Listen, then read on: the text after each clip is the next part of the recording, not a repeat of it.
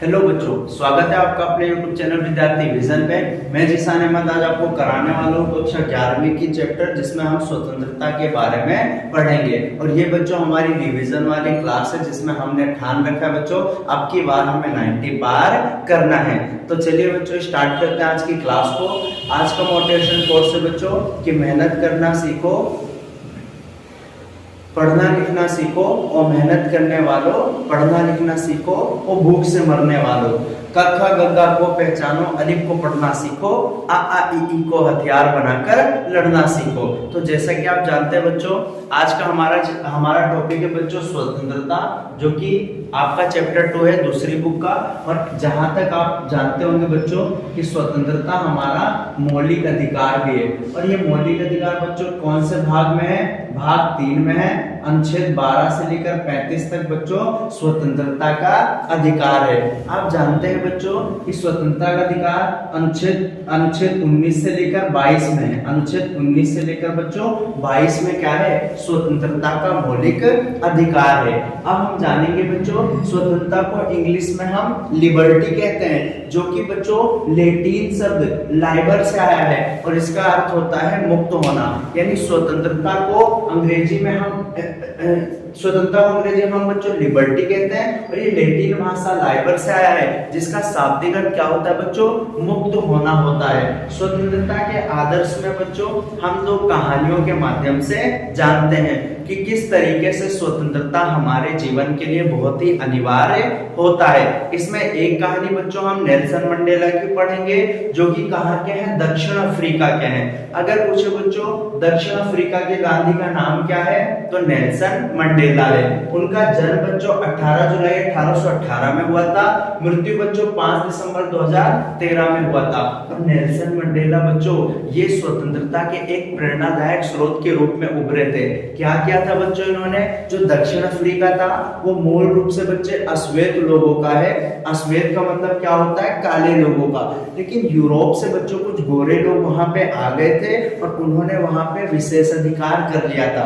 यानी जो काले लोग थे उनको अपने ही क्षेत्र से उनको बेगानापन महसूस होने लगा और उनको क्या किया? सारी नीतियों से बच्चों हर जगह से उनको बेदखल करने लगे।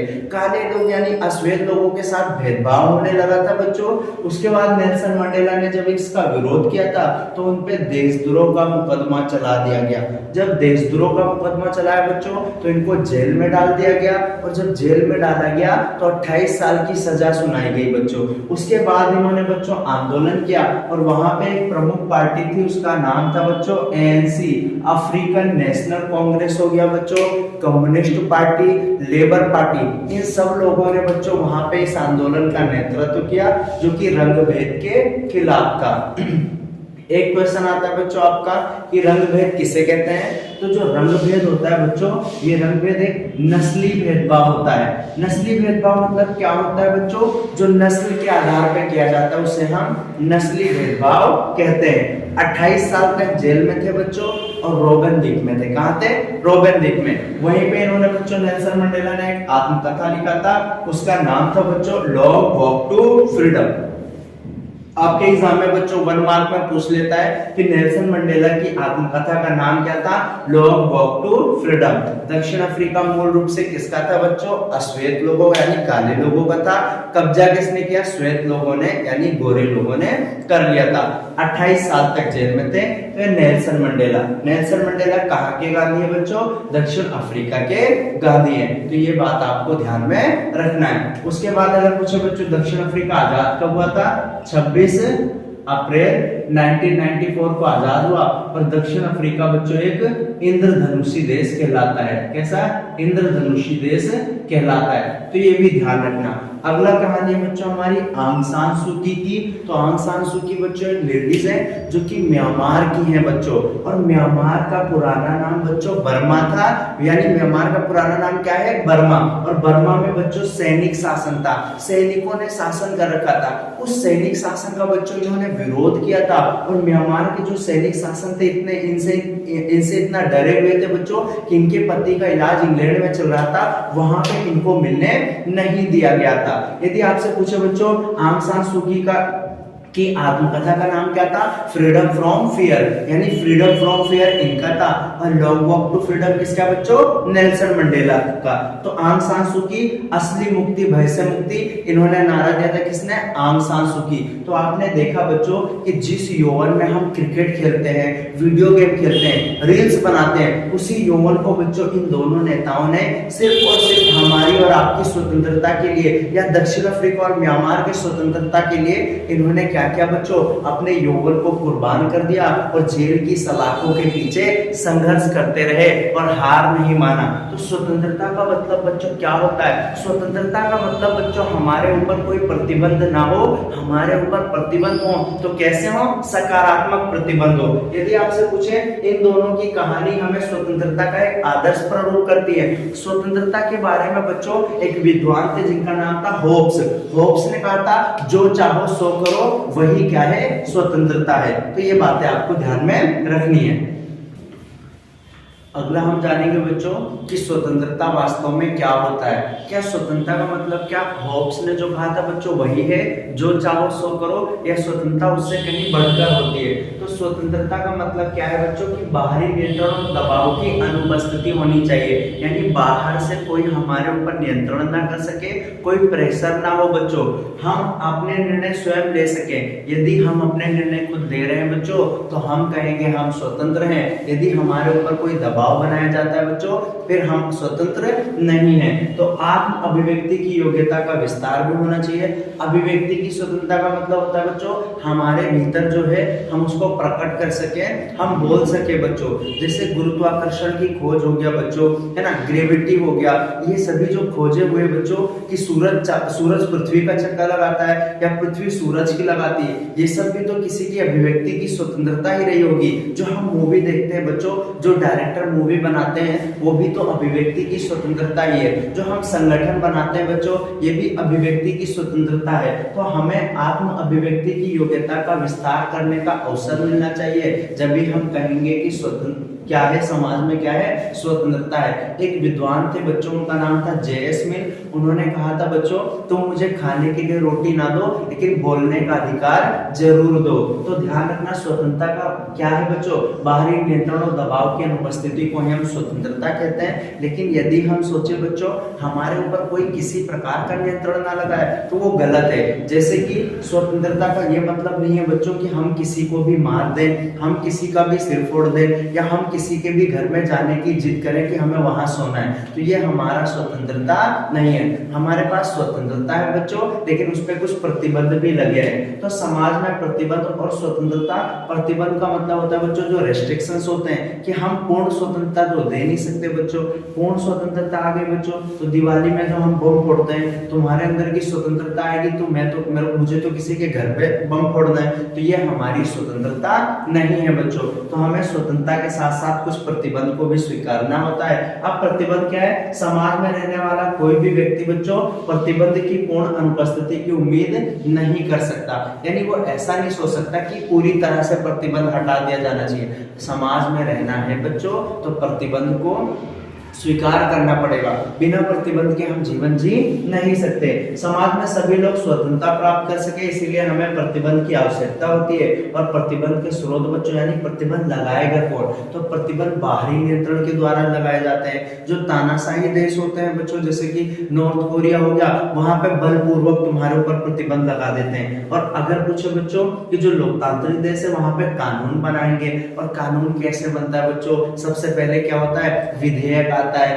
विधेयक पे बच्चों लोकसभा राज्यसभा दोनों सदनों में अच्छे से डिस्कशन होता है। उसके बाद वो विधेयक राष्ट्रपति के पास भेजा जाता है, राष्ट्रपति साइन कर देगा जब भी वो विधेयक कानून बनेगा, अन्यथा वो विधेयक ही रहेगा। यदि आपसे पूछे बच्चों विधेयक किसे कहते हैं, तो प्रस्तावित कानून को विधेयक कहते हैं। तो आपने देखा बच्चों प्रतिबंध जरूरी है। और प्रतिबंध इसलिए भी जरूरी है बच्चों कि अगर हम स्वतंत्रता का अधिकार दे दें तो अमीर क्या करेंगे, अपने संसाधनों का इस्तेमाल कर और ज्यादा अमीर हो जाएंगे, लेकिन गरीब बच्चों बहुत ज्यादा गरीबी में ही रहेंगे, तो आर्थिक असमानता रहेगी। कुछ लोग ऐसे रहेंगे बच्चों जिनके पास बहुत ज्यादा खाने के लिए होगा, बहुत ज्यादा पैसा होगा, लेकिन कुछ लोग बच्चों भूखे पेट सोना पड़ेगा। तो इसलिए हमारे वहाँ समाज में बच्चों स्वतंत्रता के साथ साथ प्रतिबंध को भी स्वीकारा गया है। तो ध्यान रखना, मैंने बताया था तो स्वतंत्रता लैटिन भाषा से आया है, जिस लिबर्टी से इसका मतलब क्या होता है, लाइबर, मुक्त होना होता है। स्वतंत्रता अगर पूछे, दो कहानी पढ़ी थी बच्चों, नेल्सन मंडेला की आत्मकथा का नाम लॉन्ग वॉक टू फ्रीडम है, आंग सान सू की आत्मकथा का नाम फ्रीडम फ्रॉम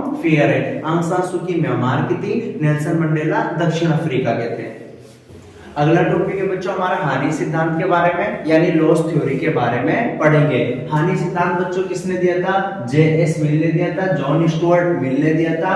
यदि पूछे हानि सिद्धांत क्या है बच्चों, तो इसका मतलब होता है किस आधार पर सत्ता जो है, यानी किस आधार पर कानून बनाया जाएगा, तो ये हानि सिद्धांत है बच्चों। इस हानि सिद्धांत को बच्चों एक लेख था ऑन लिबर्टी, जो कि J.S. मिल ने लिखा है। J.S. मिल का मतलब होता है जॉन स्टुअर्ट मिल। क्या होता है, जॉन स्टुअर्ट मिल। तो ये क्या है बच्चों, J.S. मिल ने लिखा था ऑन लिबर्टी को, और मिल ने बच्चों उसमें एक कथन कहा था कि हम किसी भी इंसान की स्वतंत्रता में हस्तक्षेप तभी कर सकते हैं जब आत्मरक्षा की बात हो। आत्मरक्षा से पहले बच्चों हम हस्तक्षेप नहीं कर सकते हैं। तो आत्मरक्षा एकल मकसद होना चाहिए किसी की भी इंसान की स्वतंत्रता में हस्तक्षेप करने के लिए, यानी हम जबरन किसी की स्वतंत्रता में इंटरफेरेंस नहीं कर सकते। सरकार कानून नहीं बना सकती बच्चों हमारी स्वतंत्रता को कम करने के लिए। इसी बच्चों मिल ने क्या कहा था, व्यक्ति के काम बताए थे। व्यक्ति के कार्य कितने हैं, दो, एक है स्वसंबद्ध कार्य, एक है बच्चों परसंबद्ध कार्य। स्वसंबद्ध काम उसे कहते हैं,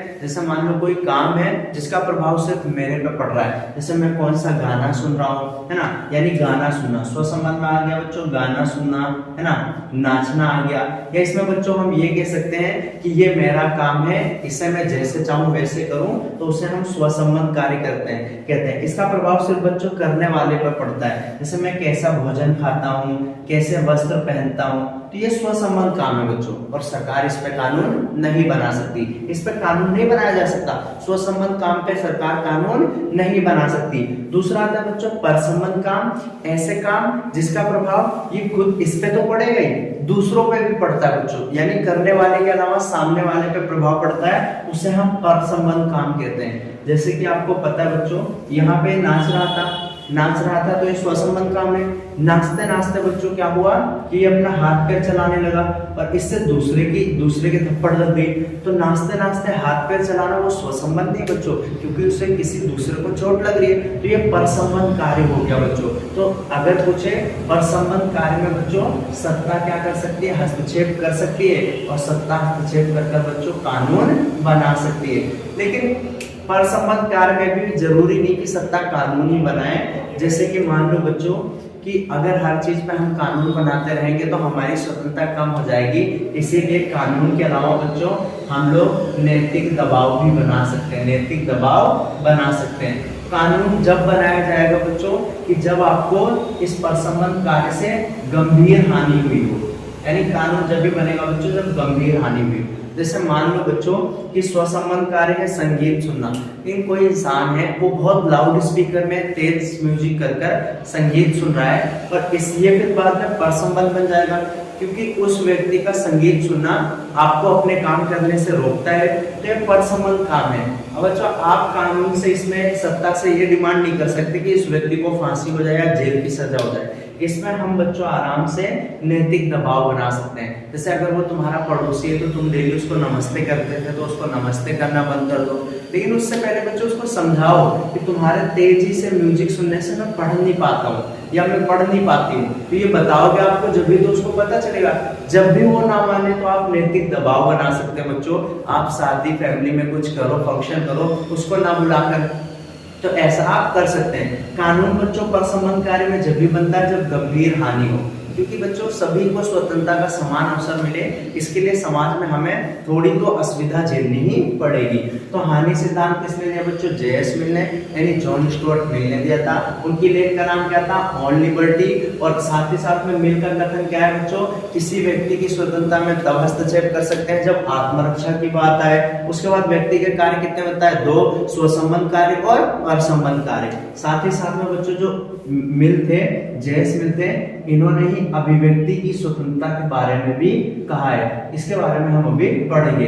अभिव्यक्ति की स्वतंत्रता बच्चों अनुच्छेद 19 में है, यानी हमारे भीतर जो है वो हम अभिव्यक्त कर सकें। जैसा कि मैंने बताया बच्चों, मिल ने कहा था कि तुम मुझे खाने के लिए रोटी ना दो लेकिन बोलने का अधिकार दो, यानी अभिव्यक्ति की स्वतंत्रता कभी भी बाधित नहीं होनी चाहिए। ऐसा कौन कहते थे बच्चों? जॉन स्टुअर्ट मिल, यानी जे.एस. मिल कहते थे। अगला महत्वपूर्ण टॉपिक है बच्चों आपका स्वतंत्रता के आयाम। तो यदि आपसे पूछे बच्चों स्वतंत्रता के आयाम 2 होते हैं, लेकिन यदि आपसे पूछे बच्चों समानता के आयाम, तो समानता के आयाम बच्चों 3 होते हैं। समानता के कितने आयाम होते हैं? 3। सामाजिक, पहले का नाम है बच्चों सामाजिक समानता, दूसरे का नाम है राजनीतिक समानता और तीसरे का नाम है बच्चों आर्थिक समानता। तो हम समानता वाले चैप्टर में पढ़ेंगे बच्चों समानता के 3 आयाम होते हैं। आर्थिक समानता में 2 होता है बच्चों, उदारवादी और मार्क्सवादी। लेकिन हम यहाँ पढ़ेंगे बच्चों स्वतंत्रता के आयाम। तो स्वतंत्रता के आयाम में नकारात्मक और सकारात्मक स्वतंत्रता, 2 प्रकार के आयाम। कितने प्रकार के? नकारात्मक और सकारात्मक। नकारात्मक और सकारात्मक। नकारात्मक का मतलब होता है बच्चों कि हमारे ऊपर कोई भी प्रतिबंध नहीं होने चाहिए, किसी प्रकार का रिस्ट्रिक्शंस हमारे ऊपर नहीं होना चाहिए, इसे हम नकारात्मक कहते हैं। यानी ये कहता है बंधनों का ना होना, एक हस्तक्षेप का दायरा होना चाहिए। वहां पे बच्चों व्यक्ति को पूर्ण स्वतंत्रता है, यानी वो जो होना चाहे, जो करना चाहे, जो बनना चाहे, हो सके, कर सके, बन सके, उसी को हम नकारात्मक स्वतंत्रता कहते हैं। यानी बंधन नहीं होने चाहिए। ऐसी स्वतंत्रता बच्चों हमारे लिए हानिकारक हो सकती है। हमें लगेगा बच्चों नकारात्मक स्वतंत्रता बहुत अच्छी है, लेकिन वास्तव में हमारे लिए हानिकारक हो सकती है। तो नकारात्मक स्वतंत्रता का मतलब होता है बच्चों बंधनों का ना होना, है ना। कानून और स्वतंत्रता एक दूसरे के विरोधी हैं। नकारात्मक स्वतंत्रता कहता है बच्चों जो कानून है वो स्वतंत्रता, कानून बनाएंगे बच्चों ना तो स्वतंत्रता हमारी कम हो जाएगी, यानी ये एक दूसरे के अपोजिट है। एक को बढ़ाया तो दूसरा घट जाएगा, तो ये बात ध्यान रखना। स्वतंत्रता बढ़ाएंगे तो कानून की जरूरत नहीं, कानून बनाएंगे तो स्वतंत्रता हमारी कम हो जाएगी। तो ये कहता है कानून और स्वतंत्रता विरोधी है। और ये कहता है तीसरा बच्चों व्यक्तिगत हित, यानी एक लोगों का हित और जो समाज का हित है वो अलग अलग है। एक व्यक्ति अलग चीजें चाहता है बच्चों, समाज अलग चाहता है। नकारात्मक स्वतंत्रता वाले ये कहते हैं। सकारात्मक का बच्चों इसका जस्ट अपोजिट है। ये कहता है बंधन का नहीं होना ना हो, ये कहता है बच्चों बंधन होने चाहिए, यानी बंधनों का अभाव ना हो। बंधन जरूरी है बच्चों, सभी लोग स्वतंत्रता का इस्तेमाल करें, इसके लिए हमें रिस्ट्रिक्शंस चाहिए, हमारे ऊपर प्रतिबंध होने चाहिए। कानून और स्वतंत्रता सहयोगी है। ये कहता है बच्चों स्वतंत्रता तभी कायम रहेगी जब हम कानून बनाएंगे। कानून रहेगा बच्चों तो सभी लोग अपने अपने स्वतंत्रताओं का इस्तेमाल सही तरीके से कर पाएंगे। व्यक्ति और समाज के हित में कोई विरोध नहीं होता है। ये कहता है अलग अलग होते हैं बच्चों। ये कहता है जो व्यक्ति चाहता है वही समाज चाहता है। और इसके समर्थक बच्चों रूसो, हेगल, मार्क्स और गांधी हैं। यानी सकारात्मक स्वतंत्रता हमारे लिए अच्छी है, नकारात्मक स्वतंत्रता बच्चों ज्यादा अच्छी नहीं है। स्वतंत्रता क्या है बच्चों? 2, सकारात्मक और नकारात्मक। सकारात्मक कहता है बंधन नहीं होने चाहिए, ये कहता है बंधन होने चाहिए। ये कहता है कानून स्वतंत्रता विरोधी है, कहता है कानून और स्वतंत्रता समर्थक है। ये आपको ध्यान में रखना है। इसके समर्थक रूसो, हेगल और मार्क्स से बच्चों। स्वतंत्रता के आयाम 2, नकारात्मक और सकारात्मक। लेकिन समानता के आयाम बच्चों 3 है, सामाजिक समानता, राजनीतिक समानता और आर्थिक समानता। ये आपकी बच्चों एग्जाम में आपसे पूछता है इसके बारे में कि स्वतंत्रता के आयाम बताओ, समानता के आयाम बताओ। अगला और बच्चों अंतिम टॉपिक है आपका अभिव्यक्ति की स्वतंत्रता। तो हम पढ़ेंगे बच्चों अभिव्यक्ति का मतलब क्या होता है। हमारे भीतर जो भी बातें हैं उनको हम अभिव्यक्त कर सकें, दूसरों को बता सकें, अपने विचारों को बच्चों ट्रांसफर कर सकें, इसी को हम अभिव्यक्ति की स्वतंत्रता कहते हैं। तो अभिव्यक्ति की स्वतंत्रता पे बच्चों वोल्टेयर ने क्या खूबसूरत कथन कहा था कि तुम जो कहते हो मैं उसका समर्थन नहीं करता, लेकिन मैं मरते दम तक तुम्हारे कहने के अधिकार का बचाव बचाव करूंगा। तो ये कथन किसका है बच्चों? वोल्टेयर का है। मिल ने क्या कहा था बच्चों? तो जॉन स्टुअर्ट मिल ने अभिव्यक्ति की स्वतंत्रता पे 4 विचार दिए थे बच्चों। उन 4 विचारों के बारे में हम जानेंगे। तो जॉन स्टुअर्ट मिल उदारवादी विचारक थे बच्चों। ऑन लिबर्टी इनकी लेख का नाम था और ऑन लिबर्टी में इन्होंने हानि सिद्धांत दिया था। हानि सिद्धांत क्या था बच्चों? कि हम किसी की स्वतंत्रता में तभी हस्तक्षेप कर सकते हैं जब गंभीर हानि हुई हो या जब आत्मरक्षा की बात आए। व्यक्ति के कितने कार्य बताए थे बच्चों? 2, स्वसंबंध और परसंबंध। स्वसंबंध जिस पे करने वाले का प्रभाव पड़ता है और परसंबंध जिस पे दूसरों का प्रभाव पड़ता है। कानून हमेशा बच्चों परसंबंध पे बनेगा, स्वसंबंध पे नहीं बनेगा। और जे.एस. मिल ने ऑन लिबर्टी लेख लिखी थी। उन्होंने इसी में बच्चों अभिव्यक्ति की स्वतंत्रता के बारे में बताया कि ये कभी भी बाधित नहीं होनी चाहिए। तुम मुझे खाने के लिए बच्चों रोटी ना दो लेकिन बोलने का अधिकार दो। किसने कहा था? जे.एस. मिल ने कहा था। किसके लिए बच्चों? अभिव्यक्ति की स्वतंत्रता के लिए कहा था। उसमें इन्होंने 4 कथन कहा था बच्चों कि कोई भी जो विचार होता है वो पूरी तरह गलत नहीं होता है। जो हमें गलत लगता है उसमें सच्चाई होती है, पहली बात कही थी। दूसरा कहा था बच्चों जो सत्य विरोधी विचार होते हैं यानी जो सच्चाई के खिलाफ बोले जाते हैं उससे टकराव पैदा होता है। और जो विचार बच्चों आज हमें गलत लगता है ना वही सही विचार को लाने में सहायक होते हैं। तो दूसरा कथन था इनका। तीसरा बच्चों जो विचारों के जो संघर्ष होता है ना, कॉन्फ्लिक्ट्स होते हैं, मेरी विचारधारा तुम्हारी विचारधारा से अलग है ना, ये हमेशा मूल्यवान होता है। चौथा कहा था बच्चों हम इस बात को लेकर निश्चित नहीं हो सकते कि जो हमें सही लगता है वास्तव में वही सत्य हो। तो 4 कथन बच्चों किसने कहा था? मिल ने कहा था। जॉन स्टुअर्ट मिल के विचारों में ऑन लिबर्टी में। अभिव्यक्ति की स्वतंत्रता पे बच्चों लेकिन समय समय पे प्रतिबंध लगाए गए हैं और ये प्रतिबंध बच्चों वर्तमान सरकारों के द्वारा, संगठनों के द्वारा, समुदाय के द्वारा लगाया गया है। जैसे बच्चों एक दीपा मेहता थी, ये एक फिल्म निर्माता है। इनको क्या करना था बच्चों? काशी के अंदर एक मूवी बनाई थी जो कि विधवाओं के जीवन से रिलेटेड था। लेकिन काशी के लोगों ने इनको वो मूवी वहां पे बनाने नहीं दिया था। क्यों नहीं दिया? कि इससे जो काशी है ना धार्मिक स्थान है उसका नाम बच्चों खराब होता। तो इसलिए दीपा मेहता को वो मूवी आगे चलकर कहीं और बनानी पड़ी थी। इसी तरह बच्चों ओबरे मेनन की रामायण रिटोल्ड पे भी क्या किया गया था? प्रतिबंध लगा दिया गया था। तो ओबरे मेनन रामायण रिटोल्ड आपके एग्जाम में बच्चों 1 मार्क में ये पूछा जाता है। अगला है बच्चों सलमान रुश्दी। तो सलमान रुश्दी की मूवी द सैटेनिक वर्सेस पे भी क्या किया गया था? प्रतिबंध लगाया गया था। दीपा मेहता काशी में विधवा की मूवी, प्रतिबंध। दूसरा ओबरे मेनन रामायण रिटोल्ड, प्रतिबंध लगाया गया। Salman Rushdie the satanic versus, प्रतिबंध लगा दिया गया बच्चों। उसके बाद है the last temptation of Christ नामक मूवी और मी नाथुराम बोलते नामक नाटक पे भी प्रतिबंध लगाया गया। और ये प्रतिबंध बच्चों समय समय पे सरकारों के द्वारा लगाया जाता है। आपने वर्तमान में भी देख रखा होगा कई सारी मूवी को बैन करने के लिए कई सारी चीजों पे क्या करा जाता है? प्रतिबंध लगाया जाता है। प्रतिबंध लगाना ठीक है बच्चों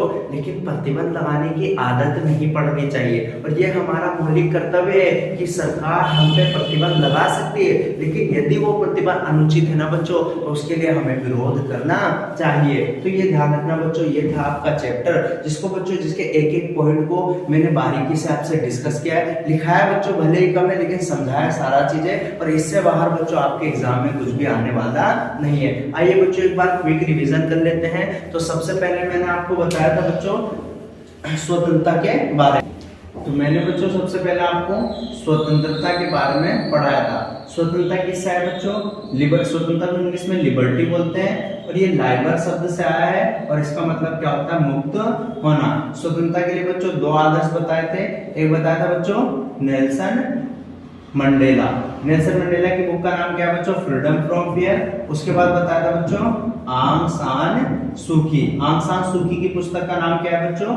नेल्सन मंडेला की बुक का नाम long walk to freedom, long walk to freedom. और आंग सान सूकी का नाम क्या है बच्चों? Freedom from fear. उसके बाद मैंने बताया था बच्चों आपको कि स्वतंत्रता के आयाम कितने हैं। प्रतिबंध का भी पढ़ेंगे बच्चों स्वतंत्रता के आयाम। तो स्वतंत्रता के आयाम बच्चों 2 हैं। एक है सकारात्मक स्वतंत्रता और उसके बाद क्या था? नकारात्मक स्वतंत्रता। तो ये आयाम थे बच्चों। अगला मैंने बच्चों आपको अभिव्यक्ति की स्वतंत्रता के बारे में बताया था, और अभिव्यक्ति में बच्चों दीपा मेहता, सलमान रुश्दी, इन सभी के बारे में आपको याद करना है। प्रतिबंध किसे कहते हैं? जो रेस्ट्रिक्शंस लगाते हैं। होब्स ने क्या कहा था बच्चों? जो चाहो सो करो। वोल्टेयर ने क्या कहा था? तुम जो कहते हो मैं उसका समर्थन नहीं करता, लेकिन मैं मरते दम तक तुम्हारे कहने के अधिकार का बचाव करूंगा। जे.एस. मिल ने क्या कहा था बच्चों? तुम मुझे खाने के लिए रोटी ना दो, लेकिन बोलने का अधिकार दो। तो ये किसने कहा था? जे.एस. मिल ने कहा था। होब्स ने कहा था बच्चों जो चाहो सो करो। तो ये था बच्चों आपका चैप्टर जो कि स्वतंत्रता के बारे में था। उम्मीद करता हूँ आपको समझ में आया होगा। किसी भी चीज में बच्चों डाउट है तो आप हमसे कमेंट कर पूछ सकते हैं, हम उसका आपको आंसर जरूर देंगे। मिलेंगे अगले चैप्टर में, तब तक के लिए जय हिंद बच्चों।